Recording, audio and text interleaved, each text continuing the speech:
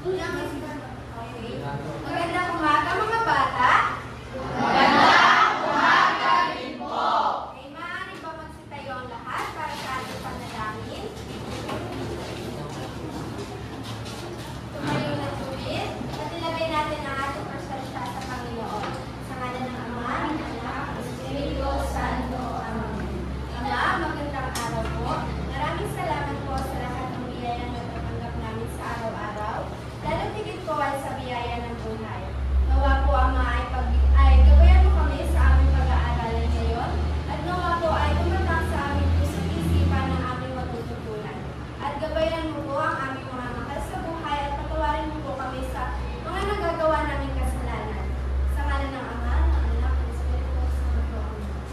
Bago umupo ang lahat, ay maaari bang tingnan ang inyong paligid kung may mga basurang nakakalat at kung meron ay pulutin at itapon sa tamang basurahan. Umupo na lahat ng maayos. Ngayon, magandang umaga muli mga bata. Magandang umaga rin po. Kamusta naman kayo ngayong araw? Okay lang po. Kumain ba kayo ng almusal? Oo. Ayan, very good. So, ngayon naman ay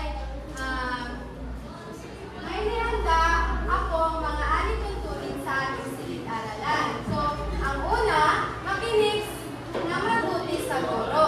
Kanino makikinig? Sa guro. Ayan, magaling.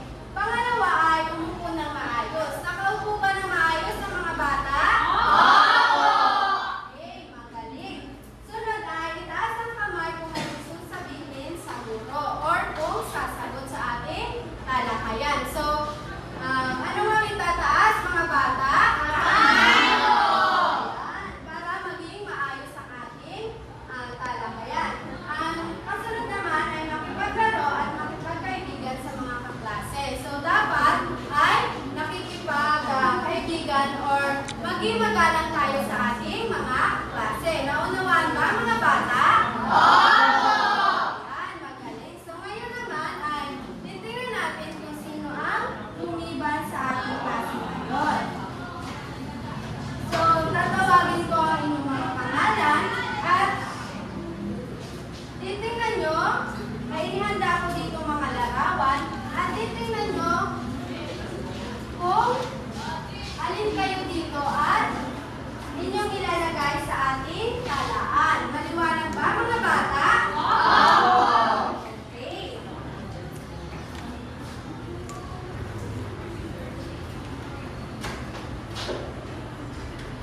Otsaran. Nandito ba si Otsaran? Lapit dito at kuhanin ang iyong larawan. At iyong itikit sa ating talaan. Ayan. Sino ba ito? Ilalagay mo sa ating talaan. Masipag pumasok sa Otsaran. Ay, sino naman kaya ito? Sino ba? Nandito ba si Aisel? Ayan, lapit dito at nakita ninyo mga larawan.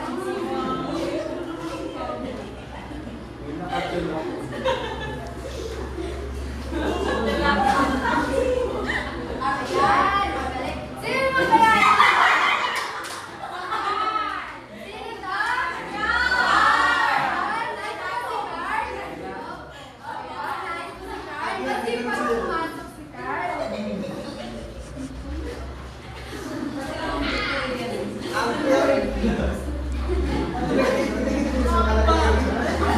Sino naman ito? Nandito ba si Rhea? Ayan, nandito si Rhea.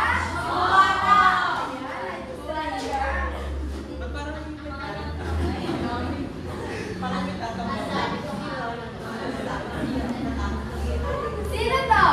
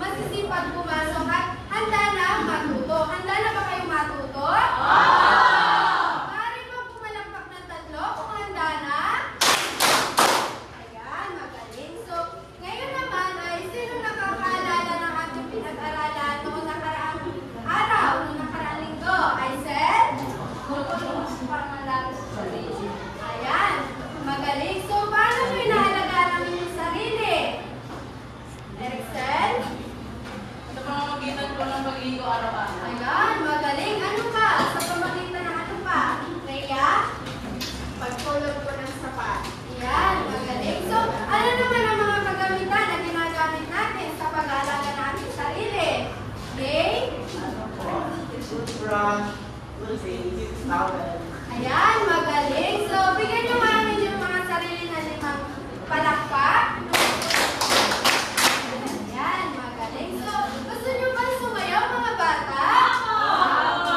Ayan. Maaari ba magsitayo lahat? At tayo ay sasayaw.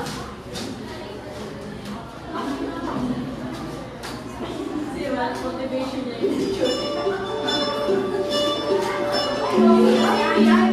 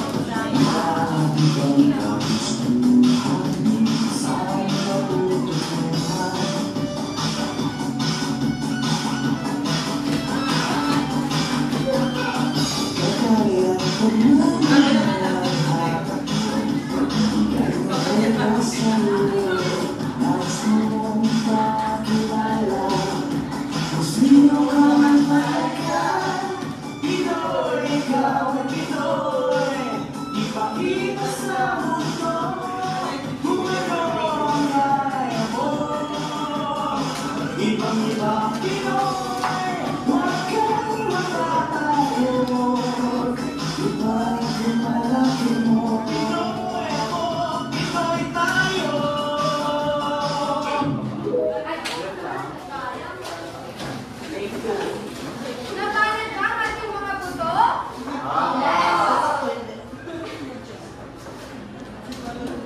Ayan. Ngayon naman ay may nihanda akong laro. Alam niyo ba ang Pinoy Henyo? Papangkatin ko kayo sa dalawang grupo. Ito ang pangkat isa, ito ang pangkat dalawa. So, bawat pangkat ay may isang representative. Ang isa lang. So, ang isa ay taga-hula. Ang isa naman ay ang panghula. So, sino ang mag-hula? Isa lang representative.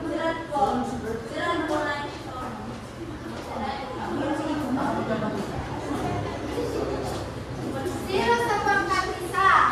Ayan.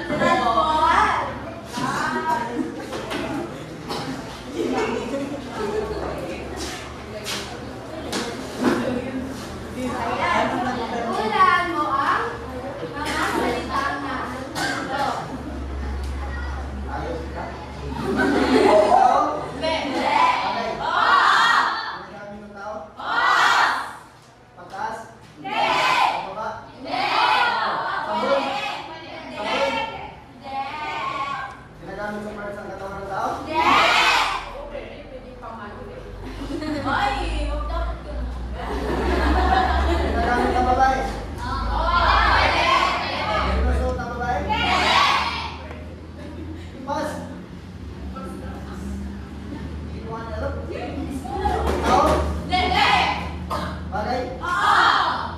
Ginagamit ng babae? Ginagamit ng lalaki?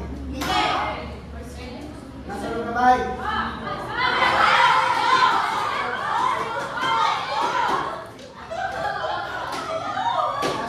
Nasa kusina?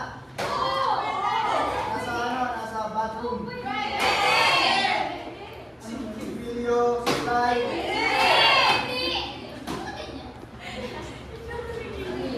Wala, parang Pas! Sabi mo ba po? Bagay? Ilog?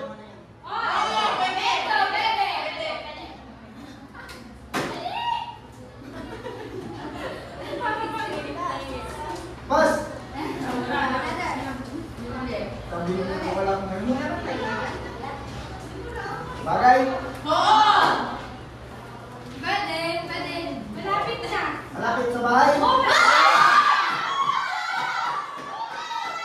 May sample to sa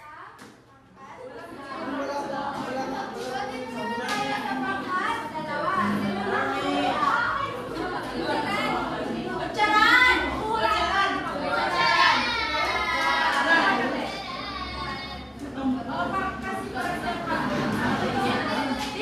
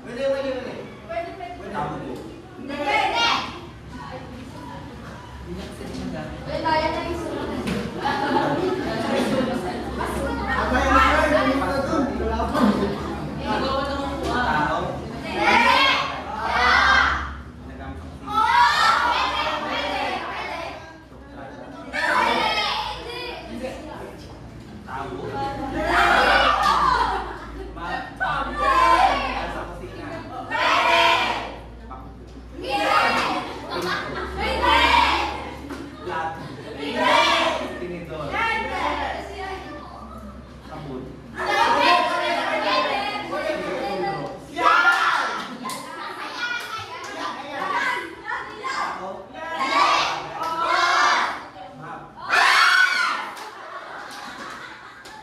Ayan, may dalawang puntos ang pangkat dalawa. Yan. Nasiyahan ba kayo sa inyong ginawa? Ayan! Nag-enjoy ba kayo mga bata? O ngayon naman, meron si teacher na inanda konting activity.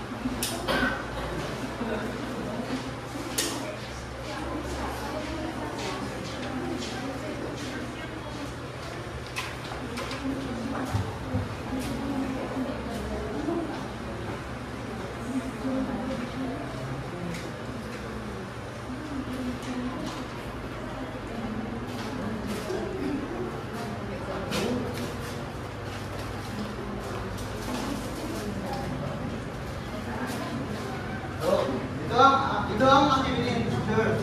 Ang ilalagay niyo lamang ay sa mga larawan ay kung ito ba ay upload ni Kuya o hindi upload ni Kuya. Pag upload ni Kuya ay nagpapakita ng kalinisan sa paligid-ako sa loob ng bahay. At kapag hindi naman upload ni Kuya ay nagpapakita ng maduming paligid or maduming silid ng bahay. Naroon ba mga bata? Opo! Sino ang gusto muna sa magot? Ria.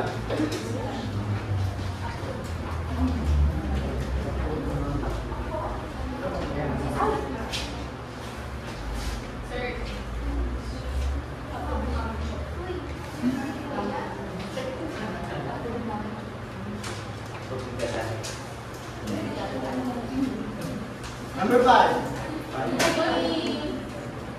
Okay, Marjorie.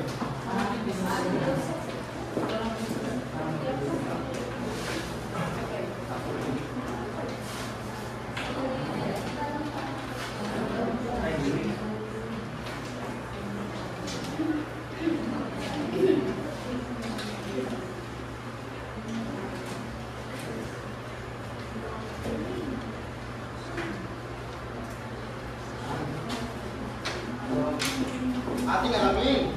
So, una, ang sagot ni Ria B ay hindi upload ni Kuya. Sa inyong palagay, tama ba ang kanyang sagot? Tama. Kapag ka, ang mga basura ay kalat at hindi na ilagay sa tamang basahan. Okay. At ay kahuli naman ay, tama ba ang sagot ni Marjoy? Tama. Dahil nagpapakita ito ng polusyon sa hangin o sa katubigan. Ngayon naman, sa inyong palagay, ano ba ang ating tatalakayin ngayong araw? About sa mga aktibidad na inyong ginawa. Sino nakakakuha ng idea? Okay, I say. Tama, gamit sa loob ng bahay. Sino ba? Okay, enjoy. Mga kagamitan na panglinis sa loob ng bahay. Tumpak, tama ang sagot. About sa mga kagamitan. Ngayon naman, tayo na tungo sa ating talakayan ngayong araw.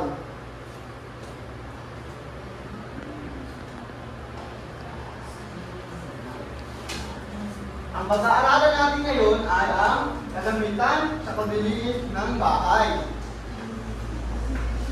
So bago tayo magtungo sa mga kagamitan sa ating loob ng bahay, sino ang may idea ng tungkol sa mga bagay sa loob ng bahay? Sabi ng mga may alam na gamit sa loob ng bahay. Anyone? Okay, Ralph. Tambo po. Tama, tambo. Sino pa? Hey, Jay.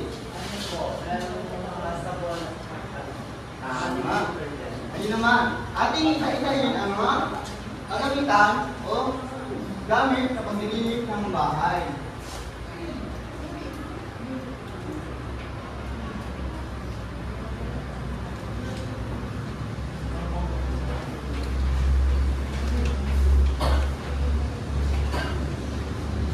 Mga kagamitan sa paglilinis ng bahay.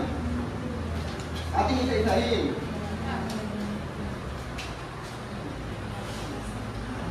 Una, walis tanggo.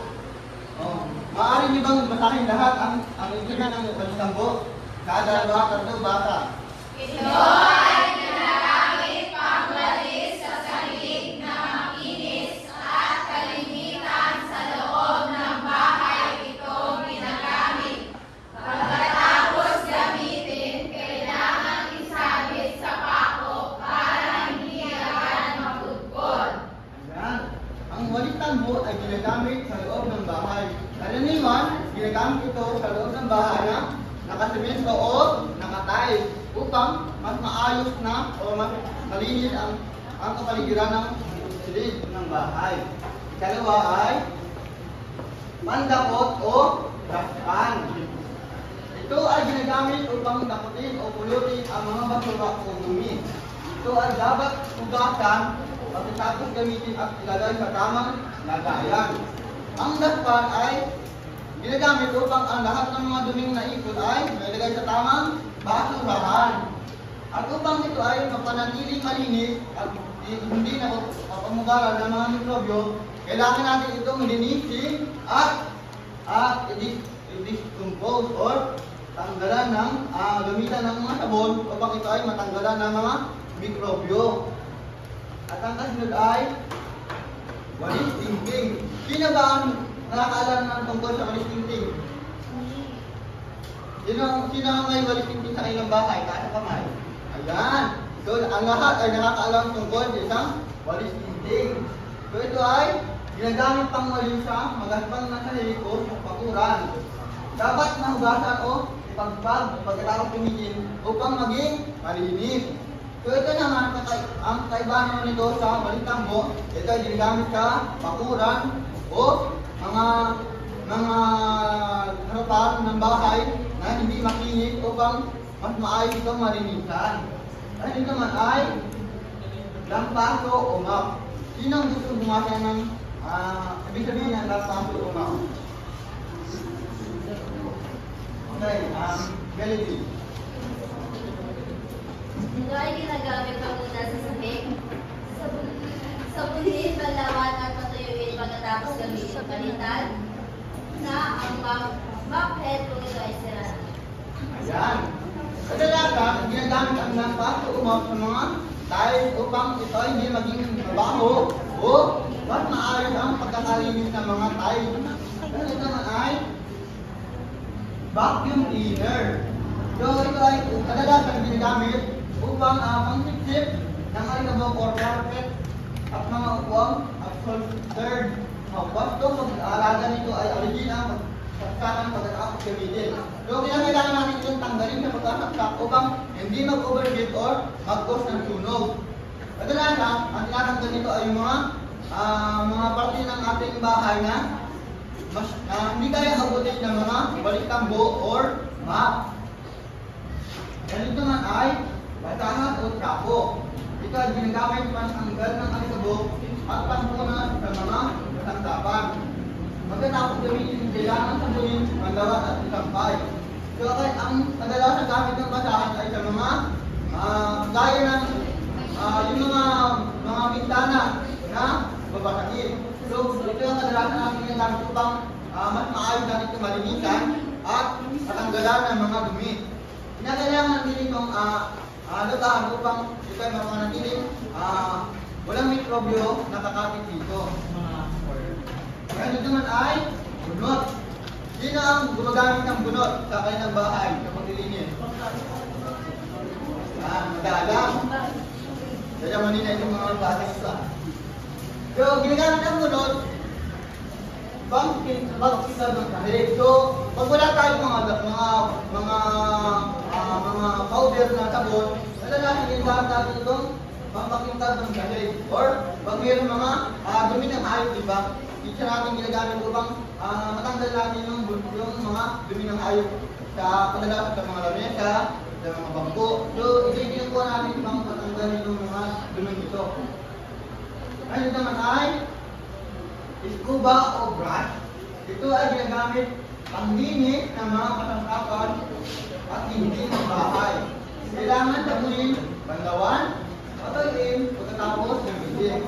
Ito ay kadalasan ginagamit sa paglalaban ng mga damit, paglalaban ng mga batahan, or paglilinis ng mga kusina upang ang mga type natin o mga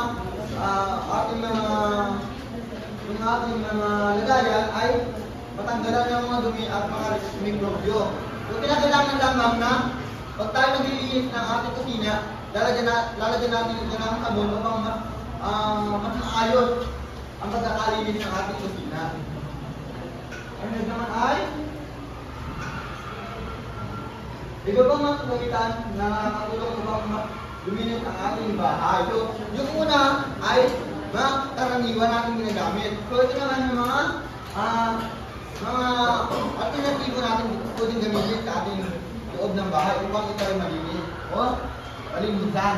Kasi ang una ay sabon at tubig. So, dito nilulubog ang basahan upang mas lalong luminis ang tayo at minsan natin nililisin. So sa paglilinis, kailangan na natin ng sabon at tubig upang mas luminis ito at mas maging makintab. Dahil lamang ng mga ikinis na gamit. So, kailangan natin sabunin ito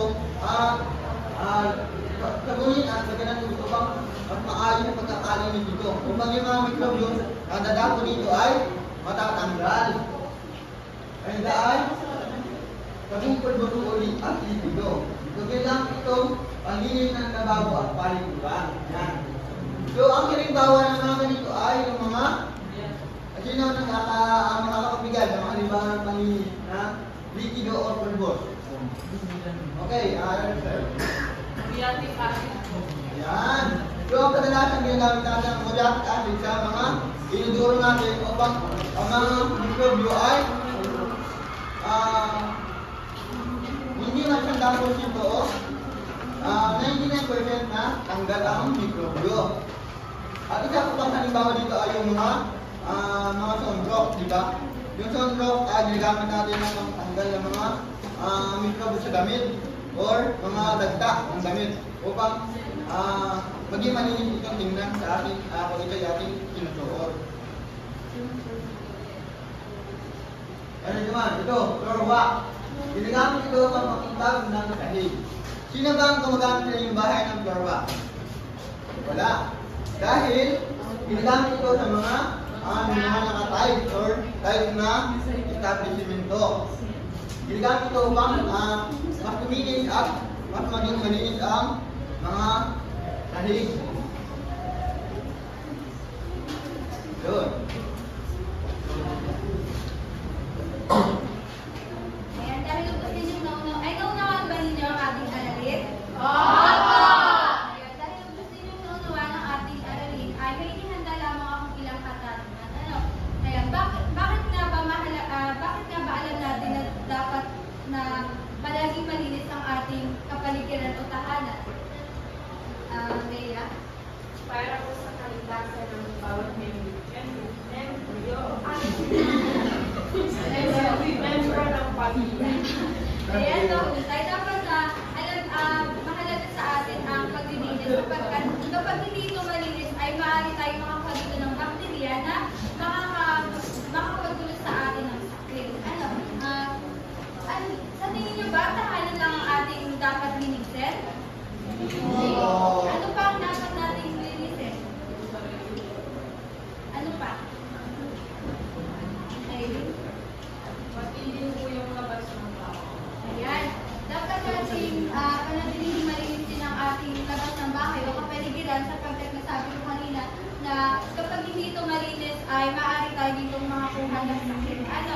Magbigay nga kayo ng ilang halimbawa ng kagamitan sa paglilinis. Stacy? Ayan.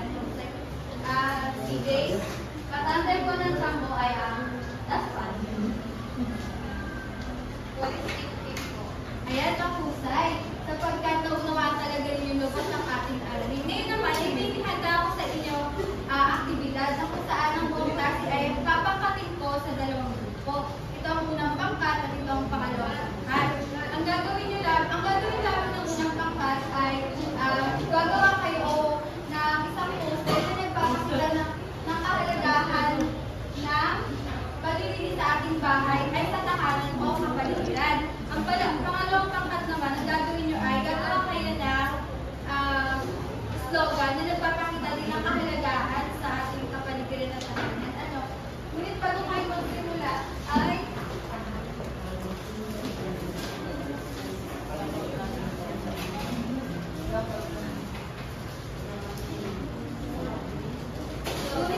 magsimula ay narito ang aking pamantayan.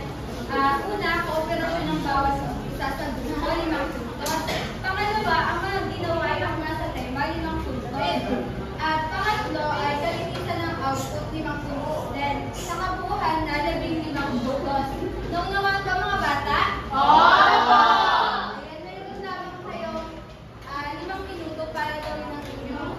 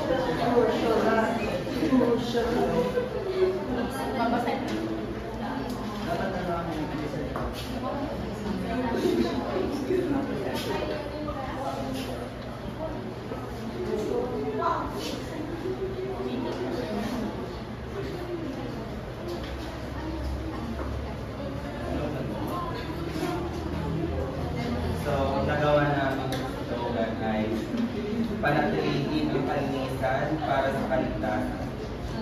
Ayan, mahusay. Maaari bang bigyan ng unang pangkat?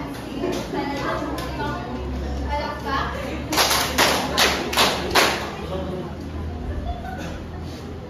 Ang pangalawang pangkat ba ay handa na?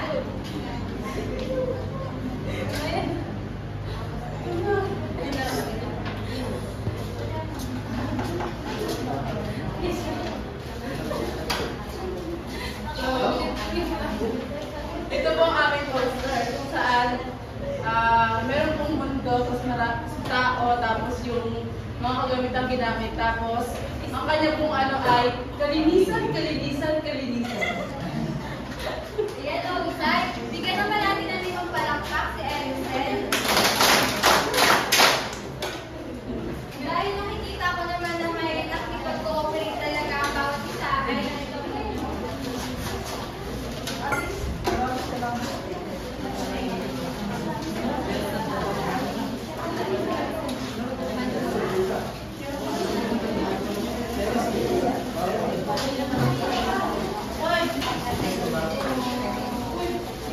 Ayan, ngayon naman ay lubos ninyong nauunawaan ang ating talakayan ay pinakula naman po ako ng isang aktibidad.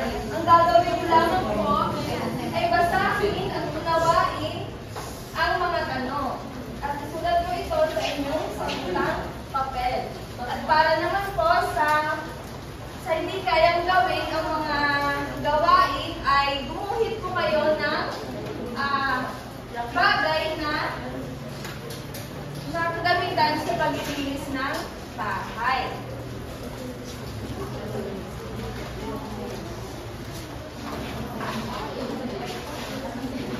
Tapos na po ba mga bata?